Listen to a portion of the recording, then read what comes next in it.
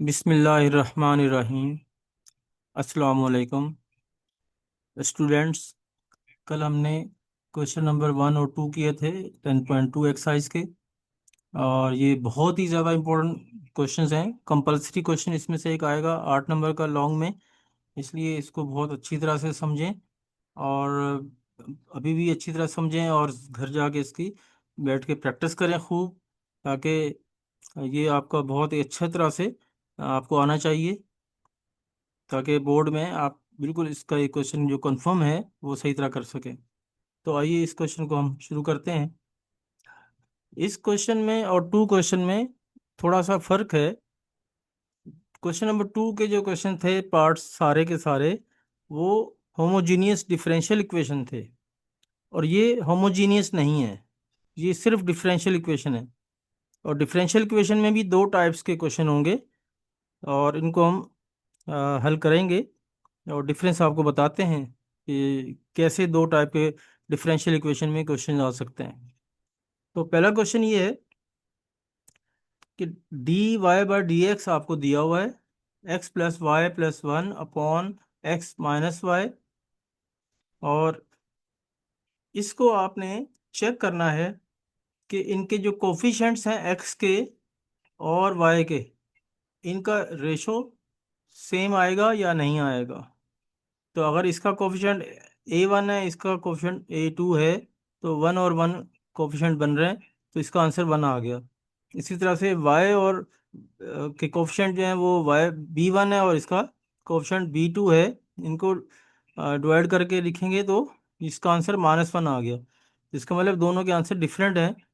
तो इस टाइप का जो क्वेश्चन होगा उसमें आप ये ट्रांसफॉर्मेशन करेंगे या सब्स्टिट्यूशन करेंगे। इस स्मॉल एक्स की जगह कैपिटल एक्स प्लस एच लगा देंगे, एच कांस्टेंट है और कैपिटल एक्स वेरिएबल है। इसी तरह से वाई की जगह कैपिटल वाई प्लस के यहाँ पे कांस्टेंट है। ये इस तरह से आपने सब्स्टिट्यूशन कर दी, और फिर इसका डेरिवेटिव ले लें। इसका डेरिवेटिव लेंगे तो डी एक्स बन जाएगा, और इसका डेरिवेटिव डी कैपिटल एक्स बन जाएगा, और इसका डेरिवेटिव कांस्टेंट होने की वजह से 0 हो गया। इसी तरह से इसका भी डी वाई और डी डी कैपिटल वाई बन गया। अब उसके बाद ये वैल्यू आप इक्वेशन नंबर 1 में पुट कर देंगे, तो ये बन गया डी कैपिटल वाई अपॉन, इस तरह से ये चीज़ आपके पास इस फॉर्म में आ गई। तो अब ये इसकी जगह आपने वैल्यू पुट की है, तो ये हो जाएगा वाई एक्स प्लस एच, और वाई की जगह वाई प्लस के प्लस 1, और नीचे इसके X plus H minus Y plus K. अब आप ब्रैकेट ओपन करें। ब्रैकेट ओपन करने के बाद ये चीज़ बन जाती है इस तरह से। इसको अरेंज कर लें। एक्स और वाई कैपिटल जो है इनको एक साथ मिला के लिखें, बाकी टर्म को आप इनके साथ ब्रैकेट में लिख दें, और इसी तरह से इसको भी आपने ब्रैकेट में लिख दिया है। अब आप इसको होमोजीनियस इक्वेशन बनाने के लिए आ, देखते हैं कि ये किस तरह से होमोजीनियस हो सकता है। ये पार्ट जो है इसका एक्स कैपिटल और वाई कैपिटल ये होमोजीनियस है, और ये अगर पार्ट रिमूव हो जाए यहाँ से, और इसमें नीचे वाला पार्ट भी रिमूव हो जाए, तो ये इतना हिस्सा जो बच जाएगा X plus Y upon X minus Y, ये होमोजीनियस है। अगर आप चेक करना चाहें तो कर भी सकते हैं। इसकी जगह आप टी एक्स और T X minus T Y करें, टी कॉमन आ जाएगा नीचे से भी और ऊपर से भी, और कैंसिल आउट हो गया, तो ये फंक्शन एज इट इज़ वापस हमारे पास आ चुका है। तो दैट मीन कि ये हमारे पास ये होमोजीनियस बन जाएगा। अब इसके लिए ये ज़ीरो करने के लिए क्या प्रोसीजर है। इसको हमने ज़ीरो बनाना है तो ज़ीरो के इक्वल ले लिया, इसको भी ज़ीरो बनाना है तो इसको भी ज़ीरो के इक्वल ले लिया। ये 2 इक्वेशन बन गई, इक्वेशन नंबर 3 और इक्वेशन नंबर 4। अब इन दोनों को सॉल्व करें ताकि एच और के की वैल्यू हमारे पास आ जाए। तो इनको एडिंग करेंगे तो के कैंसिल हो गया, और 2h+1 = 0, और h की वैल्यू -1/2 बन गई। इसी तरह से ये वैल्यू -1/2 जो है इस इक्वेशन में पुट करें या इस वाली इक्वेशन में पुट करें, तो इसमें ज़रा इजी है। तो इसमें पुट कर दें, -1/2 माइनस के इक्वल टू 0। और ये वैल्यू पुट करने के बाद के की वैल्यू -1/2 आ चुकी है। और ये वैल्यू आप मेन क्वेश्चन जो है उसमें पुट कर देंगे, इक्वेशन नंबर 2 में पुट कर दें। यहाँ -1/2, फिर ये -1/2 +1, -1/2 माइनस माइनस +1/2। तो ऊपर आपका -1 -1 माइनस हाफ और माइनस हाफ, -1 बन गया, -1 + 1 0 हो गया, और ये आपस में कैंसिल हो गया, ये भी 0 हो गया। तो इस तरह से हमारे पास ये इक्वेशन जो बची है, ये dy/dx equal to x + y और अपॉन x - y। अब हम इस इक्वेशन को देख रहे हैं कि ये होमोजीनियस बन चुकी है। मैंने अभी बता भी दिया था तरीका, tx और ty इसमें पुट करके देखें तो ये सेम हमारे पास रिपीट हो चुकी वैल्यू। तो अब इसको हम वेरिएबल सेपरेबल फॉर्म में कन्वर्ट करेंगे। यहाँ से जो काम आपका शुरू हो रहा है वो क्वेश्चन नंबर 2 के जैसा है। आपके जो क्वेश्चन में वैल्यू दी होती थी क्वेश्चन नंबर 2 में, हर पार्ट्स के अंदर वो यहीं से शुरू हो रहा था। अब यही काम हम दोबारा से उसमें शुरू कर रहे हैं। तो इसकी जगह y equal to V X put कर दें, जो कि होमोजीनियस डिफरेंशियल इक्वेशन में हम करते हैं। तो इसमें हमने y की जगह वी एक्स पुट करना है यहाँ पे। लेकिन इससे पहले कि हम ये पुट करें वैल्यू, इसका डेरिवेटिव भी ले लें, ताकि यहाँ डेरिवेटिव को भी चेंज करना है। तो इसका डेरिवेटिव लिया d/dx, और इसका डेरिवेटिव लेंगे तो यह बन जाएगा v/1 + x dv/dx। ये प्रोडक्ट रूल से या u/v के फार्मूले से इसको आपने डेरिवेटिव ले लिया है। जो firstly differentiate first second as it is, secondly differentiate second first as it is वाले असूल से आपने इसको हल कर लिया। तो ये आपका आंसर बिल्कुल क्वेश्चन नंबर 2 के जितने भी पार्ट्स है, ये सेम वही काम हमने यहाँ भी किया है।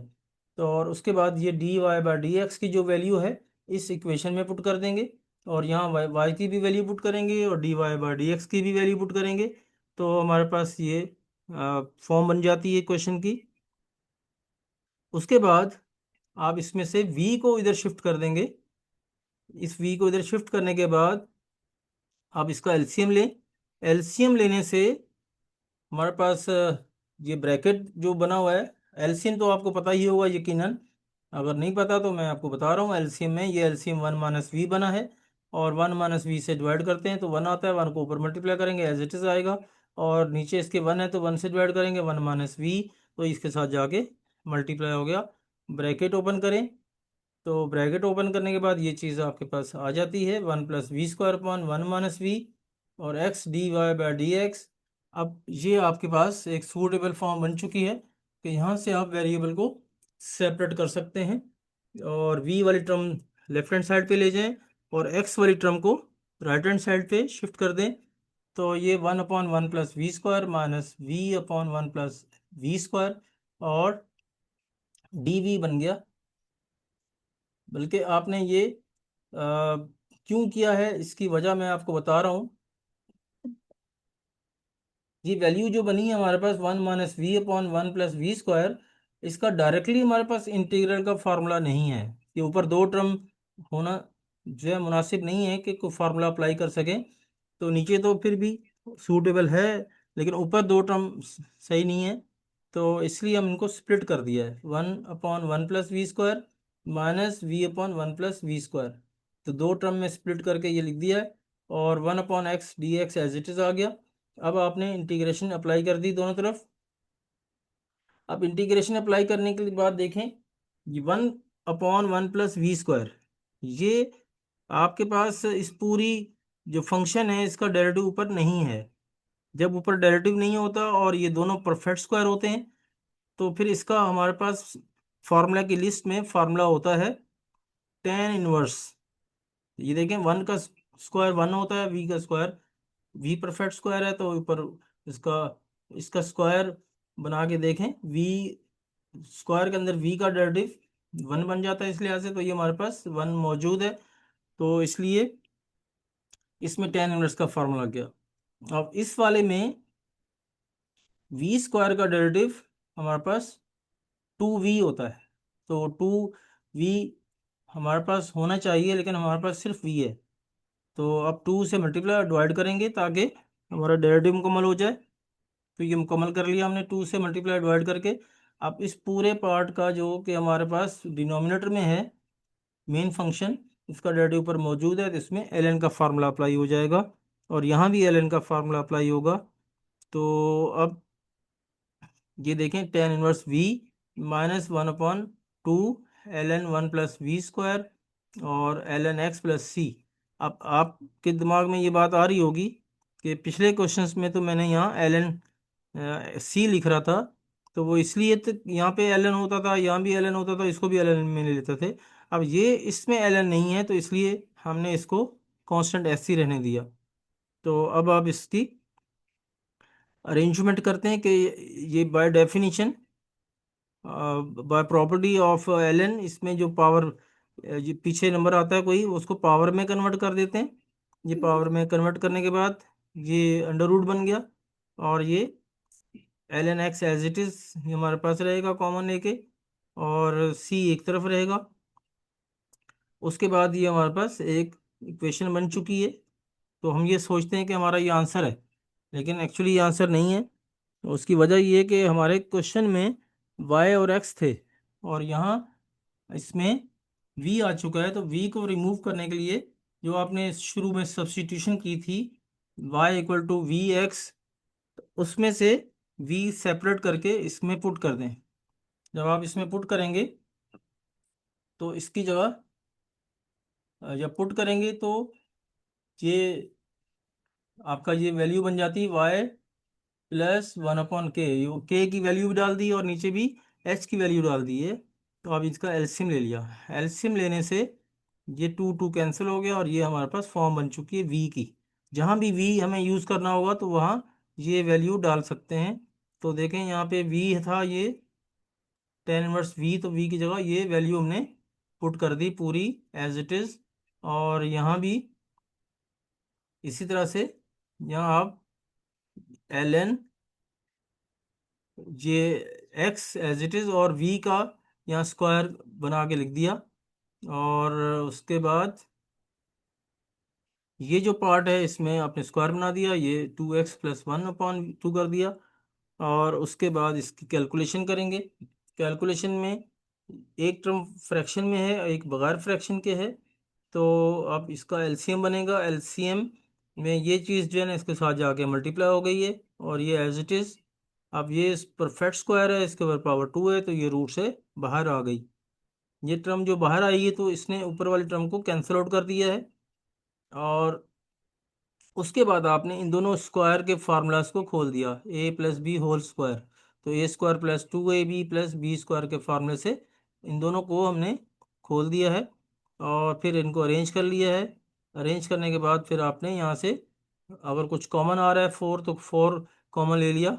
और यहाँ 4 कॉमन नहीं आ रहा था, तो आपने फिर भी कॉमन लिया, तो ये 2/4 करेंगे तो 1/2 बन जाएगा। और ये जो 4 बाहर कॉमन लिया था, ये 2 बन के बाहर आ गया, इसको इसने कैंसिल कर दिया। तो अब आपके पास ये आंसर आ चुका है। यही फाइनल आंसर है हमारा। उसके बाद दूसरा क्वेश्चन है।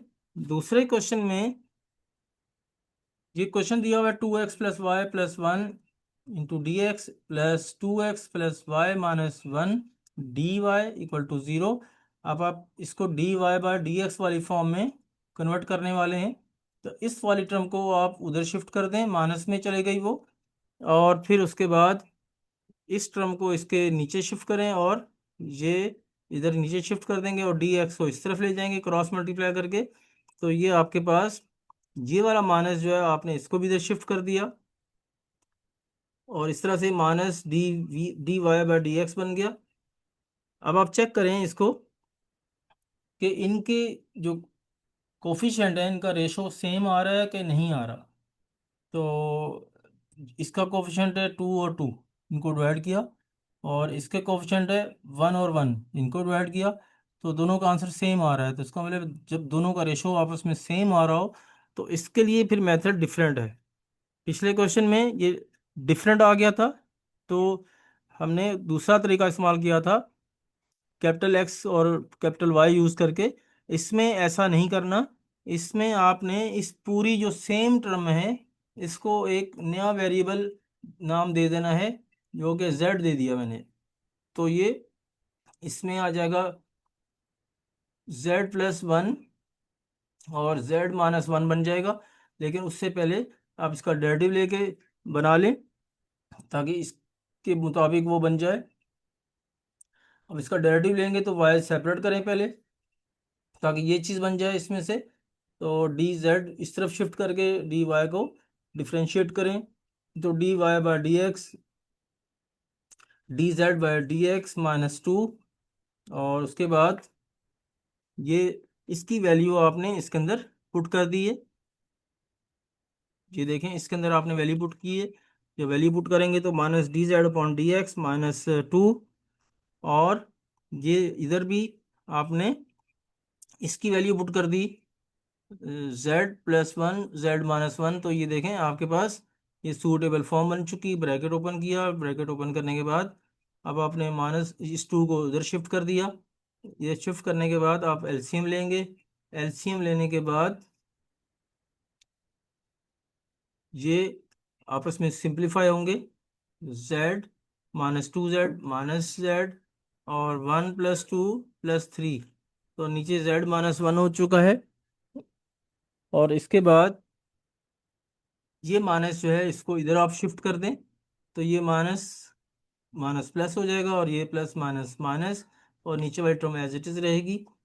तो अब आप ये देखें आपकी जो इक्वेशन है ये सेपरेटिंग वेरिएबल वाली फॉर्म में आ चुकी है। ये वेरिएबल सेपरेबल फॉर्म कहलाती है। तो वो हमारे पास बन चुकी है। तो आप इसको सेपरेट करते हैं। तो सेपरेट करने के लिए z वाली टर्म जो है वो एक तरफ होंगी और x वाली टर्म दूसरी तरफ होंगी। तो कैसे कि ये इधर जाके क्रॉस मल्टीप्लाई करके इसको इधर ले जाएंगे, इसको नीचे ले जाएं, और डी जेड पहले से ऊपर है और इसको भी क्रॉस मल्टीप्लाई करके इस तरफ ले आएं। तो ये आपके पास एक सूटेबल फॉर्म बन चुकी है। और अब आप इसको इंटीग्रेट कर दें। अब इंटीग्रेट करने के लिए ऊपर फिर हमारे पास दो टर्म आ रही हैं। तो दो टर्म इस तरह से हैं कि इनका दोनों का सेम डिनोमिनेटर जो है वो ऊपर बन सकता है। थोड़ा सा नंबर का डिफरेंस है, वो हम नंबर की कमी पूरी करेंगे तो ऊपर का और नीचे का पार्ट सेम हो जाएगा। तो इसमें -3 की कमी है ऊपर, तो -3 ऐड भी किया और सब्ट्रैक्ट भी किया। तो ये माइनस वाला नंबर एज इट इज -3+3। तो -3 इसके साथ लिख दें और प्लस प्लस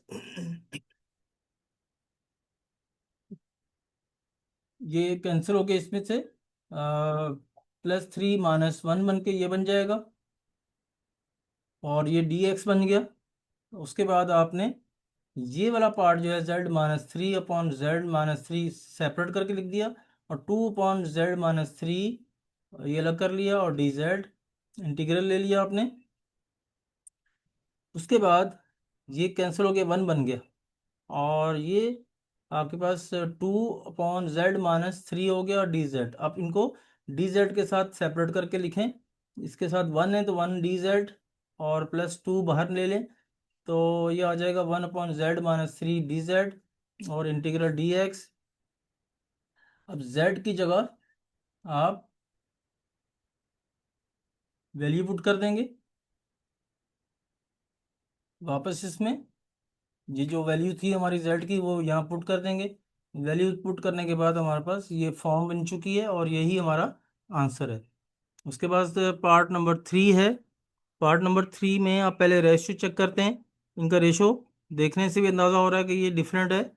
इसका रेशो और यह रेशो डिफरेंट हो रहा है। ये 1/2 है और ये 2/1 है, तो ये सेम नहीं है।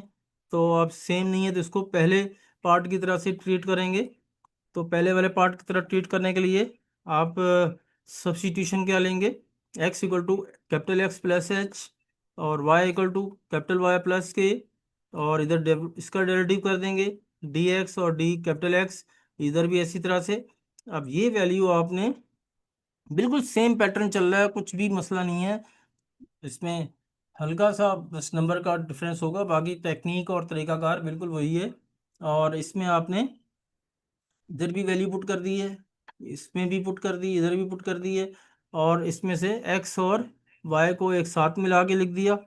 बाकी जो पार्ट था वो अलग से कर दिया, एच और के और कांस्टेंट नंबर अलग कर दिए। और उसके बाद इसमें आप चेक करें कि ये हमारे पास एक होमोजीनियस डिफरेंशियल इक्वेशन बन चुकी है। इसमें ये पार्ट अगर हट जाए तो फिर तो ये मसला हल हो जाएगा, ये वाला पार्ट। तो इसको हटाने के लिए आप क्या करेंगे कि एच और के की वैल्यू फाइंड करके डाल दें ताकि ये ज़ीरो बन जाए। इस पूरे को ज़ीरो ले लिया हमने, और इसको भी इक्वल टू ज़ीरो ले लिया, और एच और के की वैल्यू फाइंड करने के लिए इन दोनों को सॉल्व करेंगे। और सॉल्व करने के लिए आप कोई भी टेक्निक इस्तेमाल कर सकते हैं। तो इसमें इसकी वैल्यू भी पुट करके कर सकते हैं और सब्ट्रैक्ट करके भी कर सकते हैं।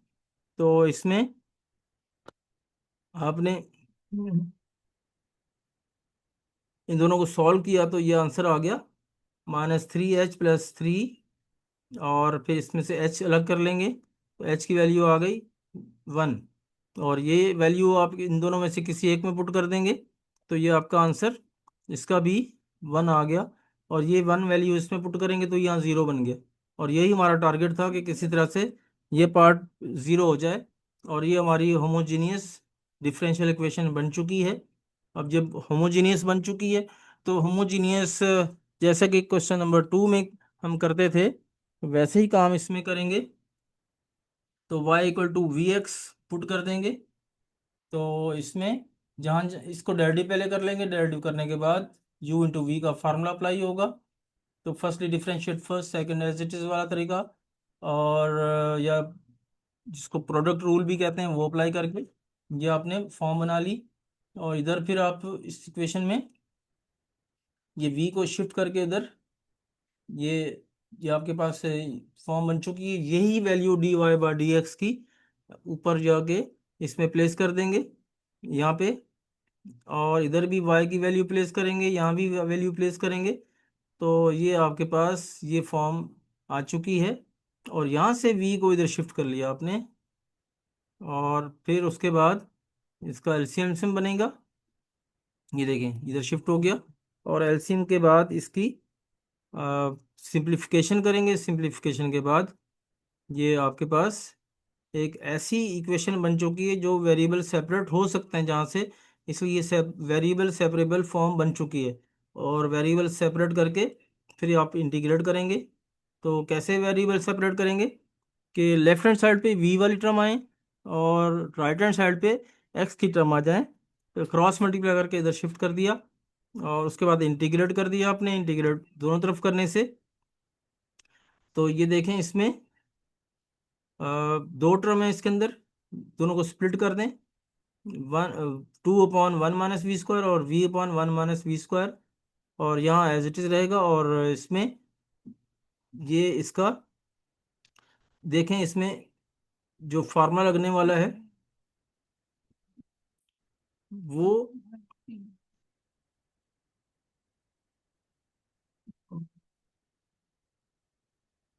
इसको आप फार्मूला लगा देंगे 1/1 - v² का फार्मूला हमारी फार्मूला लिस्ट के अंदर होता है ये। और उसको वहाँ से अप्लाई कर दें। और उसके बाद -1/2। और इसमें आपने वेरिएबल जो है, ये जो हमारे पास फंक्शन नीचे है, इसका डेरिवेटिव चेक करें ऊपर है कि नहीं है। इसमें 2 की कमी थी, -2 की कमी थी।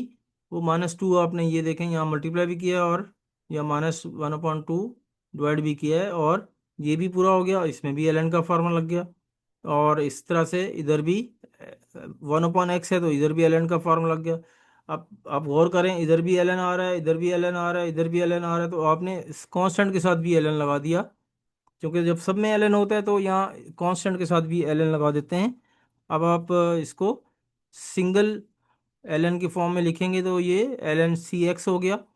और ln जो है उससे आपने लिखने के बाद दोनों तरफ से 2 मल्टीप्लाई कर दिया।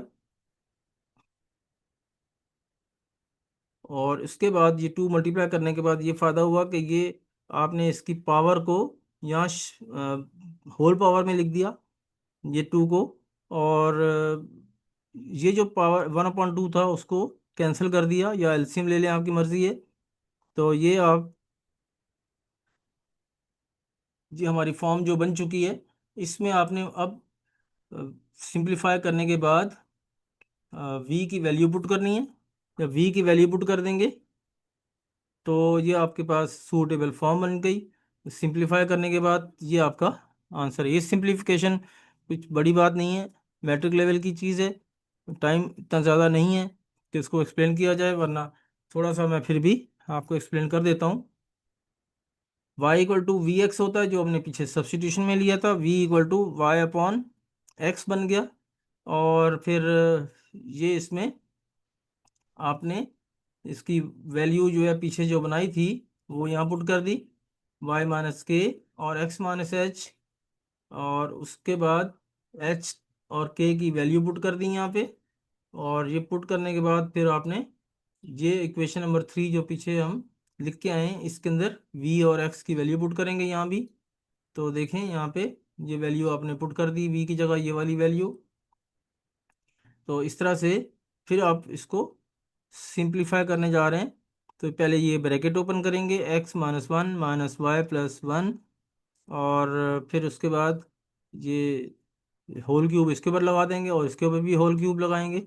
और इसमें से दो पावर कैंसिल हो गई, और इस तरह से ये कैंसिल आउट हो गए, ये हमारे पास फॉर्म बच गई। यही हमारा आंसर है। और उसके बाद लास्ट पार्ट है इस क्वेश्चन का।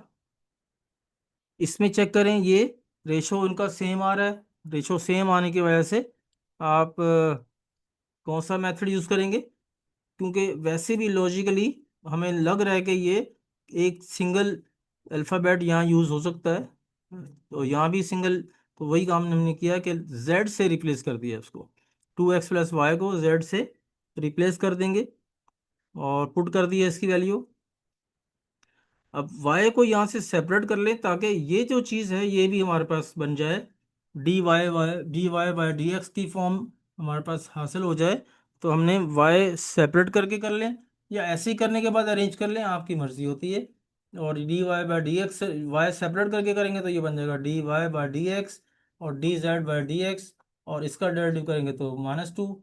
और उसके बाद इसको आपने वैल्यू में पुट कर देना है। इक्वेशन नंबर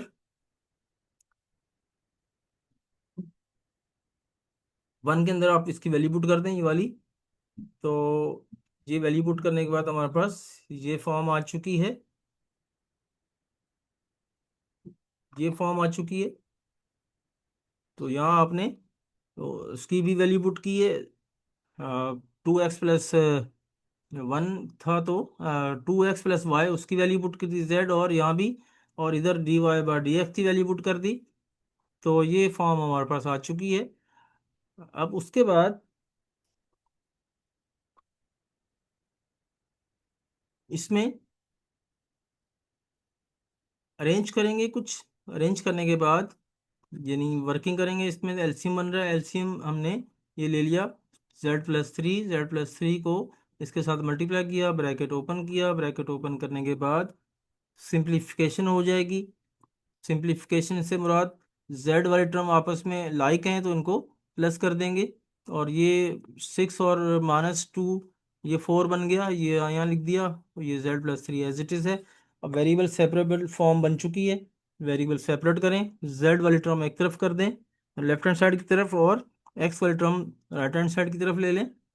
और उसके बाद थोड़ा सा इसमें इनको फर्दर अरेंज कर लें। तो ये आपके फैक्टराइज फैक्टर्स जिस तरह होते हैं ऐसे आपने इसको सेपरेट कर लिया। कैसे सेपरेट किया कि आप चाह रहे हैं कि नीचे जो फैक्टर है वो ऊपर से भी हमें मिल जाए ताकि ये कैंसल आउट हो जाए। तो अगर इसमें हल्का सा डिफरेंस आ रहा हो ना, जैसे नीचे 3z+4 है और 3z तो है सेम सेम, और यहाँ पे वो चीज़ में नंबर का फ़र्क आ रहा हो, तो इसमें ये काम कर लिया करें। तो इसको सेम करने के लिए 4+5 कर दें। तो 3z+4 नीचे भी मौजूद है, तो इनको स्प्लिट कर दें। और 5 अपॉन ये पूरा 3z+4 कर दिया। अब आप इसको इंटीग्रेट करेंगे, इंटीग्रेट करने के ऊपर आपका जो फार्मूला बनेगा 1/3 और dz+5/3 ये बाहर निकल आएगा। और उसके बाद 1/3z+4। अब इसमें इसका डेरिवेटिव लेके चेक करें, अगर मुकम्मल है तो ठीक है, नहीं है तो मुकम्मल करना पड़ेगा।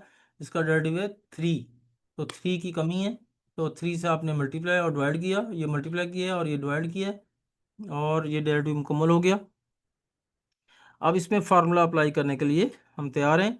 डी जेड का इंटीग्रल जेड होता है, जैसे डी एक्स का इंटीग्रल एक्स होता है, ऐसे डी जेड का इंटीग्रल जेड होगा। और नीचे जो आपके पास फंक्शन है इसका डेरिवेटिव ऊपर मौजूद है, इसलिए एल एन का फार्मूला इसमें लग जाएगा, ln 3z+4। और इधर भी आपने 1 dx अप्लाई किया है इंटीग्रेशन का फार्मूला, तो x बन गया x+c। और इधर चूंकि सब में एल एन नहीं था तो इसलिए यहाँ भी हमने एल एन नहीं लगाया। और उसके बाद फिर आपने जेड की जो ये वैल्यू है ये पुट कर देंगे, जहाँ जहाँ भी जेड मिले तो वहाँ वहाँ पुट कर दें, ताकि हमारा एक्चुअल क्वेश्चन एक्स और वाई की फॉर्म में आ जाए। तो ये वैल्यू पुट कर दी है और ये हमारा आंसर आ गया। और यही हमारे 4 पार्ट्स थे जो बहुत ज़्यादा इम्पोर्टेंट है। और अब हमारे पास ज़्यादा टाइम नहीं है कि हम इसको आगे बढ़ा सकें, और अगर वर्ड प्रॉब्लम करनी होंगी तो एक और क्लास ले लेंगे। अभी फ़िलहाल ये आपके मोस्ट इम्पोर्टेंट क्वेश्चन थे, क्वेश्चन नंबर 1 2 3। इनमें से एक लॉन्ग क्वेश्चन लाजमी आपका आएगा, लॉन्ग क्वेश्चन लाजमी आ जाएगा, तो इसलिए आप इसको बहुत अच्छी तरह से प्रैक्टिस कीजिए। और मुझे उम्मीद है कि आप अच्छी तरह समझ चुके होंगे, और प्रैक्टिस करेंगे तो और भी कुछ मुझसे पूछना हो तो पूछ भी सकते हैं। और मेरी दुआ है अल्लाह ताला आपको कामयाबी अता फरमाए और आपको खुशियाँ अता करे। और साथ में आपसे एक रिक्वेस्ट है कि मेरे इस चैनल को सब्सक्राइब करें और दूसरों तक शेयर करें, ताकि वो भी इससे भरपूर फ़ायदा उठाएं। और अपने कमेंट्स में अपने ख्यालात का इजहार करें। और इसको अगर आपको लगता है कि मैंने कुछ आपको सही समझाया है तो आप लाइक भी कर सकते हैं। और शुक्रिया। अल्लाह हाफिज़।